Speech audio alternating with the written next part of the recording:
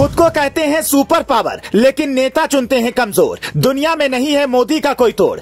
राहुल नहीं बन पाएंगे मोदी, केजरीवाल का भी टूटा भ्रम। गुजरात बोला तीसरी बार भी पीएम होंगे मोदी। एक तरफ देश संभाला, दूसरी तरफ पार्टी। मोदी 72 साल में सबसे आगे, कोई नहीं है टक्कर में।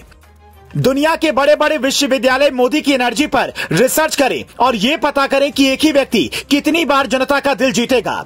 गुजरात चुनाव में बीजेपी मोदी की बदौलत जीती तो दुनिया के ये नेता सोचने लगे कि 72 की उम्र में कोई नेता कैसे इतनी रैलियां कर सकता है, ज्यादातर चुनाव में कैसे जीत हासिल कर सकता है। हम दुनिया की बाकी देशों के नेताओं पर रिसर्च करते हैं तो मिलता है मोदी से ज्यादा फिट दिखने वाले नेता अंदर से बांस की तरह खोखले हैं, पर मोदी 72 साल में हिट हैं, फिट हैं।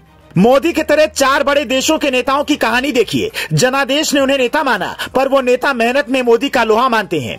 पहले देखिए दुनिया के 4 नेता जो मेहनत में मोदी को अपना गुरु मानते हैं, फिर आपको दिखाते हैं मोदी का वो राज जिससे उन्हें गुजरात में कोई हराने वाला पैदा ही नहीं हुआ।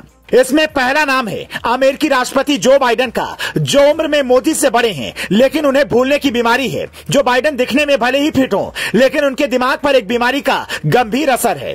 G20 बैठक में उन्हें लिख कर दिया गया कि आपको कहां बैठना है और कब बोलना है। इसमें दूसरा नाम है रूस के राष्ट्रपति पुतिन का, जो गंभीर रूप से बीमार हैं। सीढ़ियों से फिसल कर गिरे तो ये खबर सामने आई कि ब्लैक बेल्ट पुतिन का स्वास्थ्य पहले की तरह नहीं है। जबकि तीसरा नाम है चीन के राष्ट्रपति शी जिनपिंग का, जिनके दिमाग की नसी खराब हो गई है। इसके अलावा उत्तर कोरिया के तानाशाह किम जोंग तो रहस्यमयी बीमारी से पीड़ित है, जिनके बारे में ज्यादा रिपोर्ट सामने नहीं आई है। ये वो देश हैं जिनके नेता ही कमजोर हैं और ये नेता हिंदुस्तान के प्रधानमंत्री नरेंद्र मोदी की ओर से इसी वजह से खींचे चले आते हैं।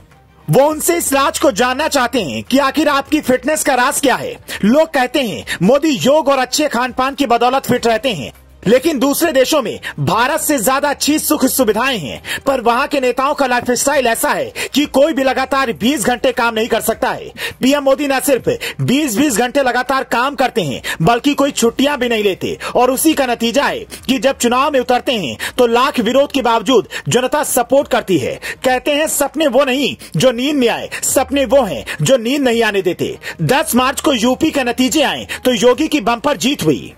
बाकी पार्टियों के नेता छुट्टी बिताने निकल गए, हार के बाद भी मेहनत में नहीं जुटे। पर इधर मोदी ने 11 मार्च को ही गुजरात में रोड शो किया था। मेहनत इसे कहते हैं। मार्च से लेकर 8 दिसंबर तक की मेहनत से चुनाव जीता है। कहते हैं मोदी की हार इसलिए संभव नहीं है क्योंकि ना तो विरोधी उनकी रणनीति समझ पा रहे हैं, ना ही मोदी की तरह 20-20 घंटे काम कर सकते हैं। बाकी नेताओं के पास एक काम होता है, मोदी के पास पार्टी और देश दोनों हैं। दोनों को चलाना है, जीतना है, आगे बढ़ाना है। मोदी के सामने बीजेपी के यंग सांसद मंत्री तक नहीं टिक पाते हैं, यहाँ तक कि सांसद मंत्री भी थक जाते हैं। बीजेपी जिस राज्य में फोकस करती है वहाँ कोने कोने से कार्यकर्ताओं और नेताओं को बुलाकर मेहनत करवाती है। मोदी आज मोदी क्यों है, उसके पीछे एक कहानी है जो सुनकर आपको अच्छा लगेगा।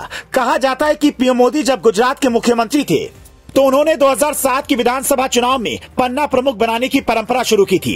कहीं पर 50 से 60 वोटरों पर तो कहीं वोटर लिस्ट के एक पन्ने पर जितने नाम होते हैं उन पर एक पन्ना प्रमुख नियुक्त किया जाता है। अपने हिस्से आए पेज के वोटरों के साथ बातचीत करना, उन्हें मतदान केंद्र तक लाना, यह सब पन्ना प्रमुख की जिम्मेदारियों में शामिल होता है। बीते वर्षों के दौरान बीजेपी की चुनावी रणनीति में पन्ना प्रमुखों की भूमिका बेहद अहम रही है।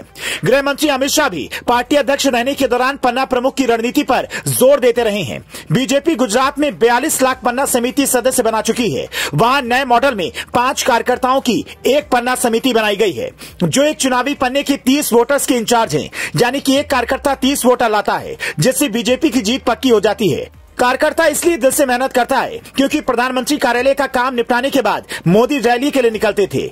एक दिन में 2 से 3 रैलियां करने के बाद वापस लौटते। रात को चाहे कितने भी बजे सोएं, सुबह 4 बजे नींद खुल जाती थी। दूसरे दिन योगा करने और डेली रूटीन फॉलो करने के बाद सीधा काम पर लग जाते। रैलियों के लिए वो अलग से वक्त निकालते।